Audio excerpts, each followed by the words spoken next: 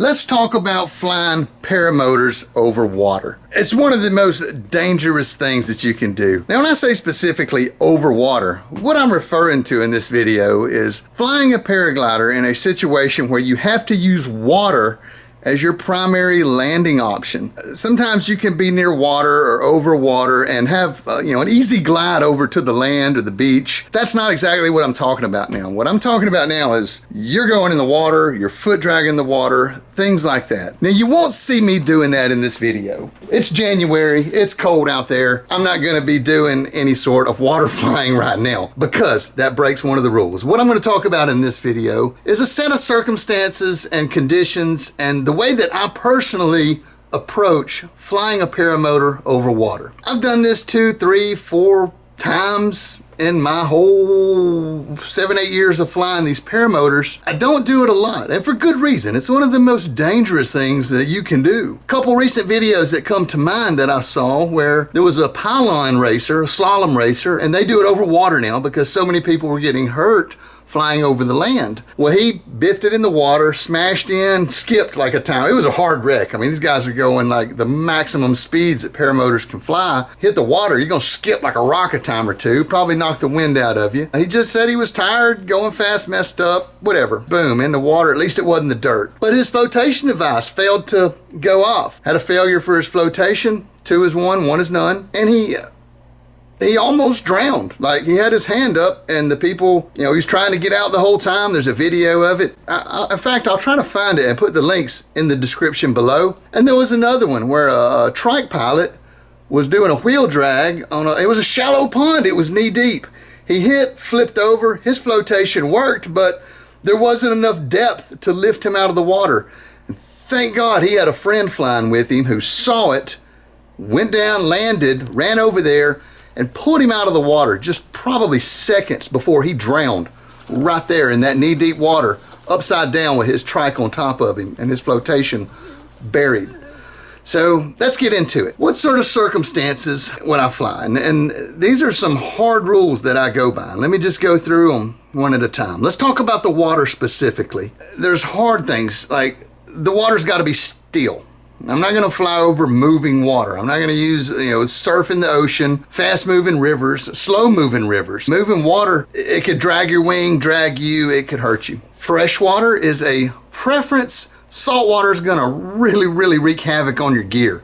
Your lines, your wing, your motor. Salt water is terrible for it. Fresh water is not great for it, but certainly it's going to do better if you go down in fresh water than if you go down in salt water. So, fresh water. It's gotta be warm water. Say everything else works and you hit the water and your flotation works, you cut yourself out or escape the craft, and then you get hypothermia 2 minutes later. That's not gonna be a great option either. So I like warm water. The water has to have boats in it. Optional our boat, like my team, the people that I'm with. That's another thing. I'm with people. So I'm not gonna do this by myself. I'm foot dragging the dang lake. No boats, no friends, no wingman to help me should something happen. Even if it's as simple as bringing the truck over to where you're at, flying back to base and coming back. Having a wingman is important. Not something I'm gonna do alone. I'm just freestyling this, forgive me. Where was that? Still water, fresh water, wingman, boats in the water. Not one time, and I've seen people go down the water several times, but not once have I ever seen anyone go down and the boats be like, that dude's gonna drown.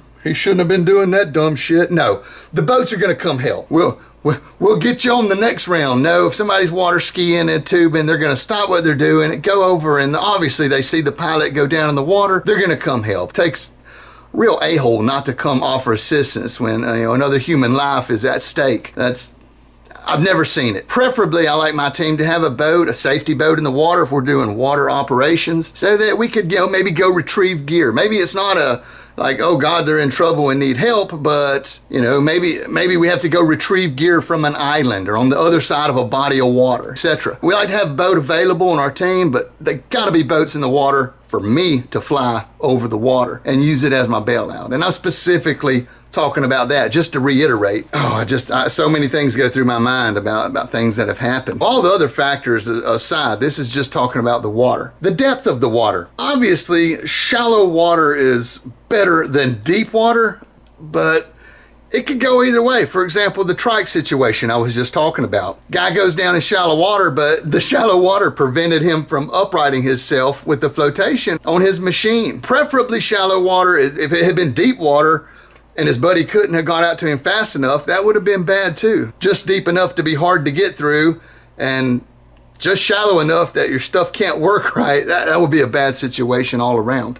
Preferably just stay away from the water if you're not planning for it. All right, so that's the conditions, the situation, all that has to be good. Let's talk about gear. Yeah, what I fly with, double or triple flotation. If you just got one thing on, in the example of the slalom pilot that went in recently, his CO2 cartridge was not screwed all the way in. So when it activated, there was nothing to activate. It didn't pop the CO2, caused the inflation.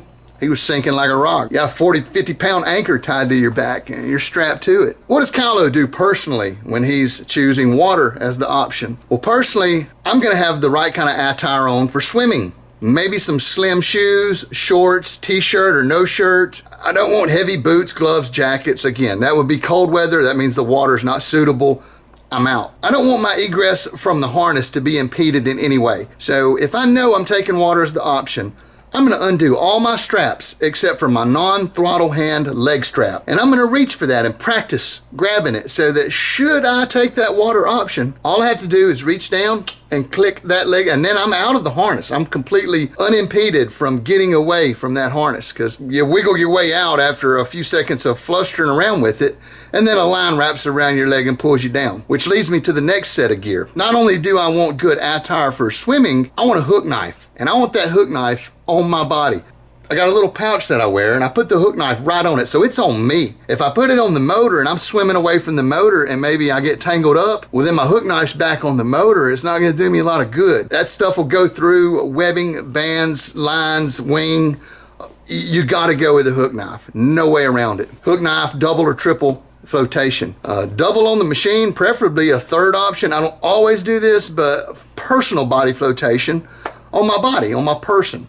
A pre-flight briefing is handy. If you are flying with a wingman over warm water, good conditions, maybe you've got people on the shore. The times that I've done it, it's usually a large group of us and everyone's kind of looking out for everybody. But during the morning briefing, we'll usually discuss, should one of us go down either on an island or out in the water, whatever the situation. If you're injured or hurt in some fashion, the communication is just to leave your glider laying splayed out however it falls. If the glider's laid out on the ground, that means trouble. Come help quick. If you're okay, maybe you just landed to take a whiz and you're okay and maybe you just need retrieval, you ball up your glider and you set it in a neat little pile next to your machine. Got to give Matt credit for that. He's the one who come up with that and schooled me on it, was signaling to the other pilots visually, hey, I'm okay, I'm gonna ball my glider up and set it here, or I'm hurt, come quick.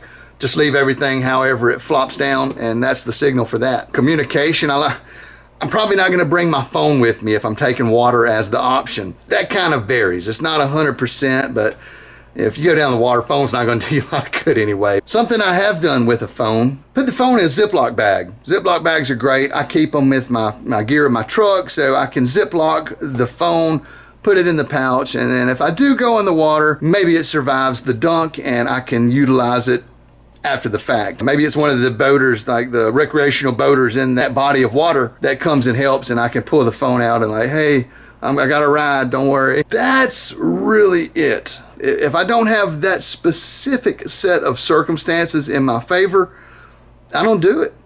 I don't do it. It may or may not be the number one way that people die. When I started the sport, it was like vastly outweighed any other thing as far as the way people get killed on paramotors. It's drowning. It's drowning. And if you can mitigate that risk, it is fun. I mean, water foot drags are amazing. The water's smooth. I mean, if the water's rough, I've seen people foot drag right into a wave and down they go. Probably one of the worst things I ever heard was a guy had a motor out, landed near a river, wing fell over in the edge of the river, current caught it, dragged him in. He did have a hook knife. It killed him. A fatality. He didn't even hit, just part of his wing hit the water. Oh, all of a sudden it's tight and all of a sudden you're going. There's no fighting it. 50 gallons of water gets into that wing and you're done, son. You're done. So something to think about.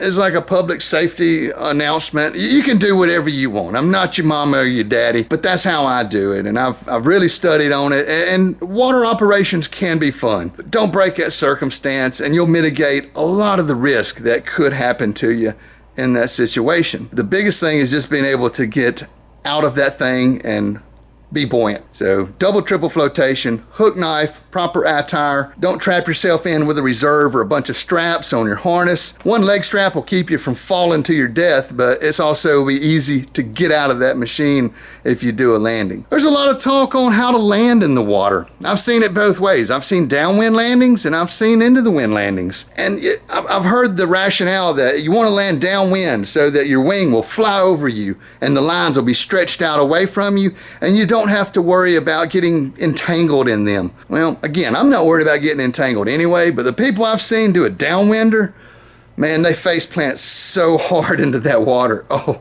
it looks disorientingly painful is what it looks like when I see that. So not something I'm keen on doing. I would probably just do a normal flare into the water. As soon as I got in the water, my leg strap would probably be out. I would just do a seated landing. I've heard of people talking about jumping out just before you go in. I don't know if it was, I want to say someone got killed doing that. Like they jumped out too high. They thought they were 10 feet off the water and they were more like 100 feet off the water. I don't know how you missed that, but it seems like I've heard of that happening. So I wouldn't recommend jumping out of the paramotor before you actually go in the drink. Eking it back to the land and maybe hitting the shore on some kind of rocky ledge or something. I mean, if you're just kind of at the titty's edge, you know, and you might hit some big boulders at the shoreline, maybe take the water. If you're having to stretch it out and you want to get back to land, that's a tough one. Each situation is different, and it's going to require you to make some decisions as a pilot during each phase of the flight and each moment of the flight, constantly changing and making arrangements for what may or may not happen. Consider your foot drag. You go a little deep,